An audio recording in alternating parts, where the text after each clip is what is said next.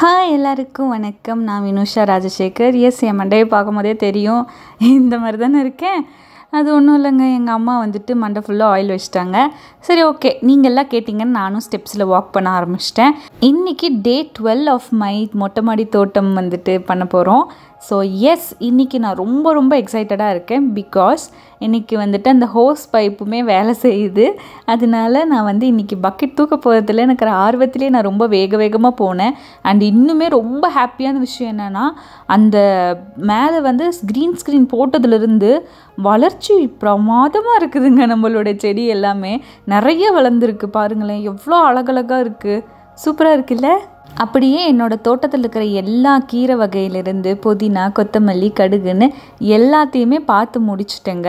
இது தாங்க நம்ம அழகான பாலக்கீரை. இதையுமே நான் பார்த்தாச்சு. குட்டியாக நான் ஸ்பேஸ் விட்டுருக்கேன். பிகாஸ் அது ரொம்ப கொஞ்சம் பெரிய செடியாட்டம் வளரும் அப்படின்னுக்கிறதுனால. அண்ட் இது நம்மளோட புதினா போட்டு ஒரு 3 நாள் ஆயிடுச்சு. இன்னுமே எதுவும் பெரிய க்ரோத் இல்லை. பட் ஸ்டில் நம்ம பார்த்துக்கலாம், எப்படி இருந்தாலும் வளர வச்சிடலான்னு ஒரு நம்பிக்கை இருக்குது. அண்ட் இந்த இடத்துல நான் வந்து சோம்பு போட்டேன். இவனும் பெருசாக எந்த ஒரு க்ரோத்தும் காட்டல. பட் ஸ்டில் வந்துட்டு நான் ஒரு நிறைய ஹோப் வச்சுருக்கேன் வளர்ந்துருன்ட்டு. எங்கள் அம்மா கிட்ட கேட்டதுக்கு சோம்பும் அதுக்கப்புறம் இந்த கொத்தமல்லியுமே வந்துட்டு கொஞ்சம் லேட் ஆகும் அப்படின்னு சொன்னாங்க. ஸோ ஓகே, பரவாயில்ல, இதுக்கு மற்றதெல்லாம் வளர்றது பார்க்குற ஒரு ஆர்வத்துலேயே அதுவும் சேர்ந்து கூட வளர்ந்துரும் அப்படின்னு ஒரு நம்பிக்கை இருக்குது.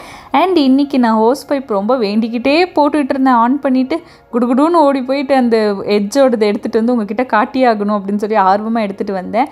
ஏன்னா இன்றைக்கி நம்ம ஹோஸ் பைப்பு வேலை செய்யுது. ஸோ ஓகே, பார்க்கலாமா?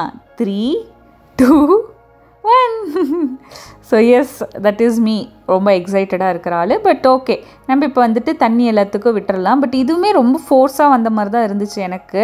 சரி, ஓகேன்னு சொல்லிட்டு நெக்ஸ்ட் டைம்லேருந்து தண்ணி கொஞ்சம் அந்த பைப்பை ஆன் பண்ணும்போதே ஸ்லோ பண்ணிக்கலாம் அப்படின்னு வந்துட்டு ஒரு நம்பிக்கையில் வந்து இருக்கேன்.